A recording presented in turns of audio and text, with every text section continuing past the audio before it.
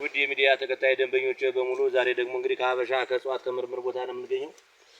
ከዚህ ከምርምር ቦታችን እንግዲህ አንዳንድ እጽዋቶችን ማሳያችሁ ዛሬ ማሳያችሁ እንግዲህ ብዙ እጽዋት ነው። እንግዲህ እጽዋት እንግዲህ ለዚህ እንደምታዩቸው እንግዲህ በጣም ታዋቂ የሚፈለጉ እጽዋቶች ናቸው። እጽዋት ለምን ይጠቅማ ካላችሁ እንግዲህ ለብዙ ነገር የሚጠቅሙ ናቸው። ዘርፈ ብዙ ነው እንግዲህ እጽዋት እዚህ ውስጥ ያለው የተለያዩ እጽዋቶችን ተክለናል። እንግዲህ አንዳንድ ሚዲያ ላይ ያየሁት አለ ሰሞኑን አንዳንድ ሚዲያ ላይ የሚናገሩ ሰዎች አሉ። መጀመሪያ ባህል ሕክምና የሚለውን ነገር ለማጥፋት የሚሞክሩ ሰዎች አሉ። ባህል ሕክምና ሳይሆን መባል ያለበት ሀገር በቀል ነው መሆን ያለበት ይባላል። ሀገር በቀል ለምን ባህል ሕክምና የሚለውን ለምንድን ነው የሚጠፋ ማለት ነው? ስለዚህ ባህል ሕክምና የሚለው ነገር መጥፋት የለበትም። ሀገር በቀል የሚባለው ነገር እኛ አንቀበለው ማለት ነው።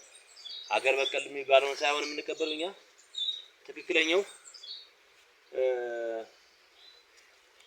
ባህላዊ ነው። ባህል በብዙ ነገር የሚከፈለው አንደኛ ማንነትን የሚገልጽ ነገር ነው። ማንነትን የሚያሳውቅ ነው። ባህል ሕክምና ማለት እንግዲህ ብዙ ነገር ነው።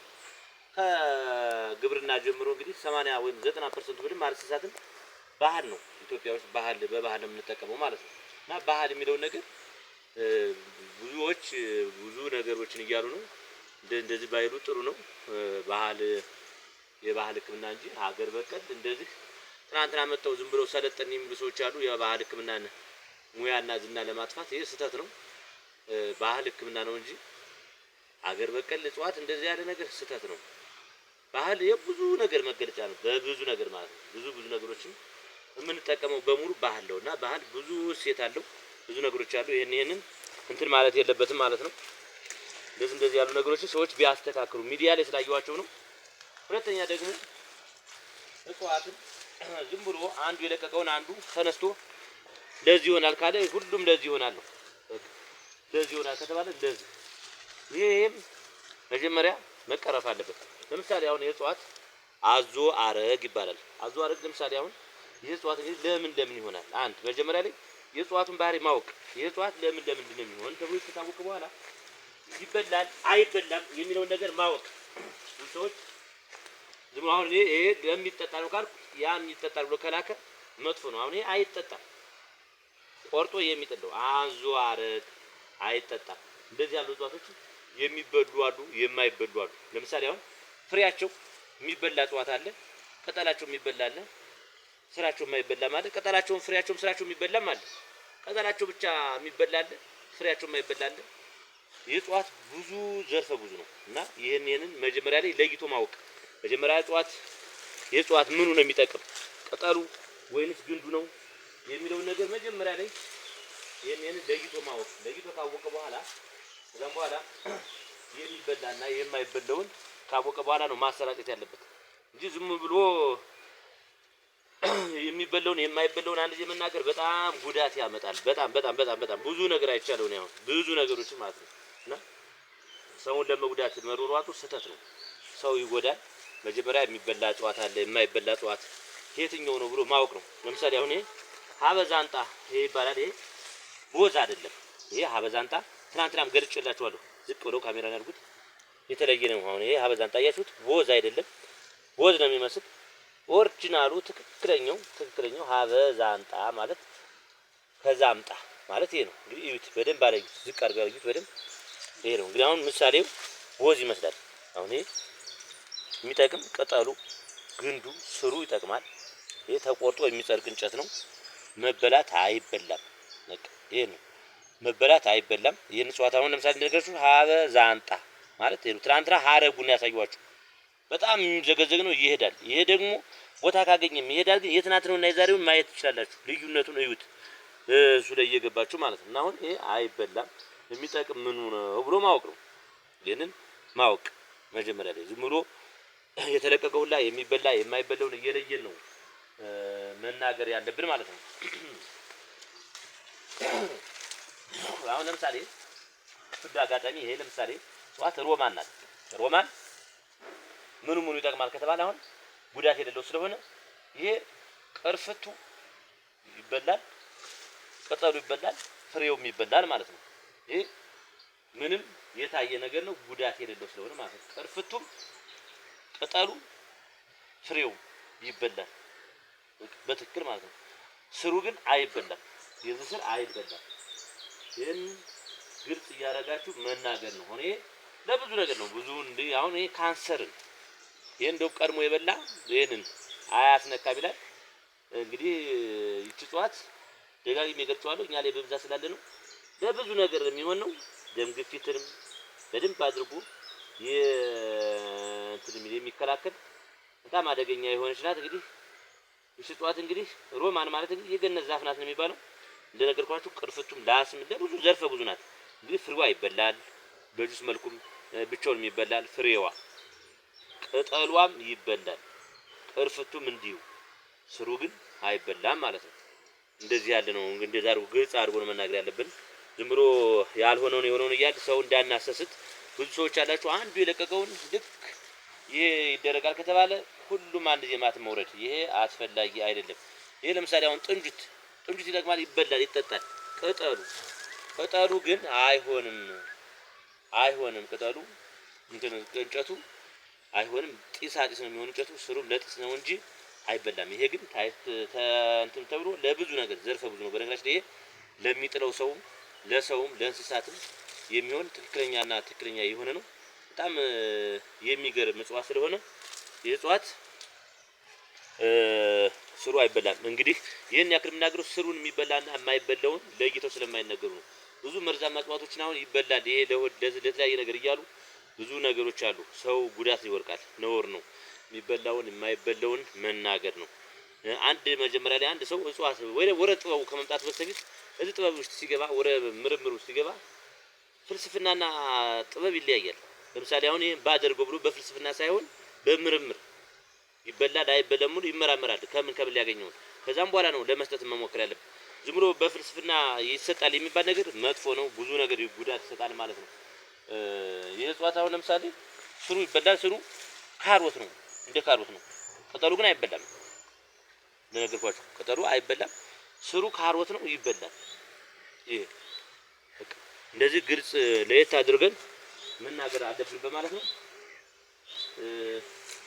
ዛሬ ደግሞ ይህች እጽዋት ደግሞ እንግዲህ እንደምታዩት እንግዲህ አሁን በጣም የምትገርም ናት። ያቺ እጽዋት በጣም እንግዲህ ምተና ዝም ብላ ነው የምትሄደው። አያችኋት? መጓዝ ነው። ይህች እጽዋት በጣም አደገኛ የሆነች በጣም የምትፈለግ እጽዋት ናት። ስሟን ብንነግራችሁም እንግዲህ ከላይ የተቀለቡ ብዙ ጊዜ አሁን ሚዲያውን ስናየው ቲክታክ ላይም ሆነ ዩቲዩብም ላይም ተመሳሳይ ሆኗል። በተለይ ቲክታክ ላይ የቃና ፊልም ሆኗል ማለት ነው። ሁሉም ሰው ዝም ብሎ ወጦ በቃ እንደዚህ ይሆናል እያለ በቃ አበላሽቷል ማለት ነው። ይሄንን እያወቅን እንድንሄድ ነው። ይሄ ደግሞ እጽዋት አሁን አያችሁ በጣም ሽታው እንዴት ደስ ሲል። ይሄ እጽዋት አሁን በጣም የሚያምር ነው። ይሄ እጽዋት አሁን ለምሳሌ ቅጠሉም አበባውም ይበላል፣ ሌላው አይበላም። ይሄ ቅጠሉ እንደነገርኳችሁ ትንሽ በጣም ከበዛም ኃይለኛ ነው። ይሄም በጣም ዶዙን የሚያውቅ ሰው መሆን አለበት። በጣም ካልታወቀ ስለሚጎዳ ማለት ነው። ይሄ የሚታወቅ መሆን አለበት። ቅጠሉ ትንሽዬ ነው እንትን ማለት ያለበት። እንደነገርኳችሁ አሁን የቅጠሉ ትንሽ ሳይበዛ አሁን ይሄ ቅጠል ለ10 ሰው ነው በጣም ከባድ ነው። ዶዝ አለው። እንግዲህ ቢበሉም ቢጠጡም አንዳንድ እጽዋቶችን ጥንቃቄ ያስፈልጋል። ይበላሉ ብሎ ቢበሉት የሚያመጣው መዘዝ ማወቅ አለብን ማለት ነው። እንግዲህ አበሻ የባህል ሕክምና በተለያዩ ቦታዎች ላይ እጽዋቶችን እያመጣን እየሰበሰብ እንግዲህ ያው እዚህ ቦታ ላይ እየተከልን እያራባን ነው ማለት ነው። እና የሚበሉ የማይበሉ እጽዋቶችን እንለያቸው ነው። በደንብ አድርገን ብዙ ሰው የሚሆነውን የማይሆነውን ይሆናል እየተባለ ብዙ አይቻለሁ እኔ ሚዲያ ላይ። ይሄንን ብንታረም ጥሩ ነው። መጀመሪያ ላይ እጽዋትን በደንብ አድርጎ ለይቶ ማወቅ ያስፈልጋል። እጽዋት የሚበላል የማይበላ የትኛው ነው? ፍሬው ነው? ቅጠሉ ነው? ስሩ ነው? ቅርፍቱ ነው? የሚለውን ነገር ብናውቅ የተሻለ ነው። አንዱ ዝም ብሎ አሁን ሚዲያ ላይ ከለቀቀ ሁሉም ተከትሎ ለዚህ ይሆናል እያለ መልቀቅ አያስፈልግም ማለት ነው። ነውር ነው። ማጥናት ነው፣ መጠየቅ ነው፣ መማር ነው።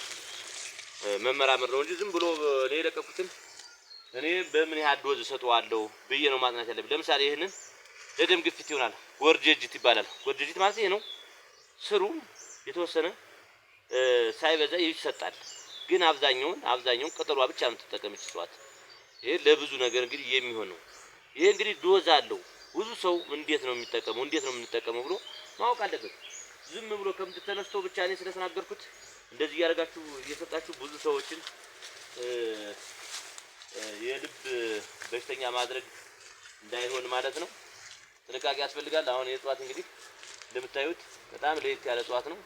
አሁን አይበላም ቅጠሉ ግን በተለያየ ነገር በጣም ዘርፈ ብዙ ጠቃሚ የሆነ እጽዋት ነው። በጣም ከምንም በላይ ማለት ነው። ይሄ ለብዙ ነገር ዘርፈ ብዙ ነው። አሁን እንኳን ስሙን አልነግራችሁም።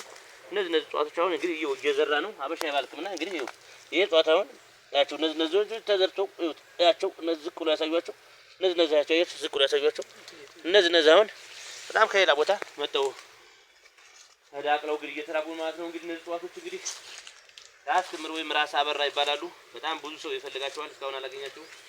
ይሄ ደግሞ የምታዩት እንግዲህ ወሸሽሌ ደጋ ላይ የሚበቅል በጣም ታሪከኛ የሆነ ነው። ይሄ እጽዋት ስሩ ገር ነው። ስሩ የዚህ በላል ሌላ አካላቱ በምኑ ከጢስ በስተቀር ሌላ ነገር አገልግሎት የለውም። ይሄ ማለት ነው። ይሄ አሁን ደጋ ነው የነበረ። አሁን እዚህ ላይ አዳ ነው እንደምታዩት በጣም እንትናል ተራብቷል። በራሱ ጊዜ ራሱ ላይ ኳስ የሚያህል ያፈራል። ኳሱ ደግሞ በጣም ብዙ ነገር ፍሬዎች አሉ። የኳሱ ጭንቅላቱ ነው አሮ ብዙ ነገሮችን በሽታ የሚፈውስ ነው ማለት ነው። እንግዲህ እንደነገርኳችሁ ፍሬያቸው የሚበላ አለ፣ ፍሬያቸው የማይበላ አለ፣ ቅጠላቸው የሚበላ አለ፣ ቅጠላቸውም ስራቸው የሚበላ ሁሉም ነገር አለ። ግን ቅጠላቸው ብቻ ተብሎ ፍሬያቸው የማይበላ እጽዋቶች አሉ። ይለያዩ ማለት ነው። አሁን ለምሳሌ ይሄ ብሳና ነው። ቅጠሉ ይበላል፣ ፍሬው አይበላም ማለት ነው። ይሄ ቅርፍቱ ይበላል። ቅርፍቱ ግን ስሩ አይበላም። ቅርፍቱ ነውና ይሄንን ማወቅ ነው ያለብን። ሀበሻ የባህል ሕክምና ዘመጋቢ ጥባት ነኝ። እንግዲህ ከዚህ ከሀበሻ ከባህል ሕክምና ከእጽዋት ከምርምር ቦታ ላይ ማንኛውም እንግዲህ የእጽዋት ምርምር ተመራማሪም ሆነ ባህል መድኃኒት ሰራተኛ ማንኛውም በዚህ ጥበብ የተሰማራ ሰው መጥቶ ማየት መጎብኘት ይችላል። እጽዋት ልምድ ማድረግ ይችላል። ከዚህ በተረፈ ደግሞ ማንኛውም ደግሞ እንግዲህ እኛ ባህል መድኃኒት ሰራተኛ ነን። ማንኛውም ነገር በሽታ ማንኛውም ሰው ደውሎ መጠየቅ ይችላል። መጥቶም ደግሞ መታከም ይችላል ማለት ነው። የተለያዩ መድኃኒቶችን እንቀምማለን። የተለያዩ ነገሮችን እዚህ ላይ ለምሳሌ አሁን እንደ አላርጂክ የተለያዩ ነገሮች ሳሙኖችን እንሰራለን። ብዙ ነገሮችን ነው የምሰራን። አሁን እንደዚህ ያለ በሽታ ያለበት ቁስል ሆነ ማንኛውም ነገር እንደ ብልትም የሞተበት የተለያየ ነገሮችን ጠይቃችሁ መምጣት ትችላላችሁ ማለት ነው። አድራሻችን ደብረ ማርቆስ ትልቅ ሆቴል ፊት ለፊት ነው የምንገኘው። ስልክ ቁጥር 0912 01 3955 0911 59 27 49 ሀበሻ የባህል ሕክምና ዘመጋቢ ጥባት ነኝ። በሌላ እጽዋት በሌላ ፕሮግራም እስከምንገናኝ ቸርን ሰንብት። አመሰግናለሁ።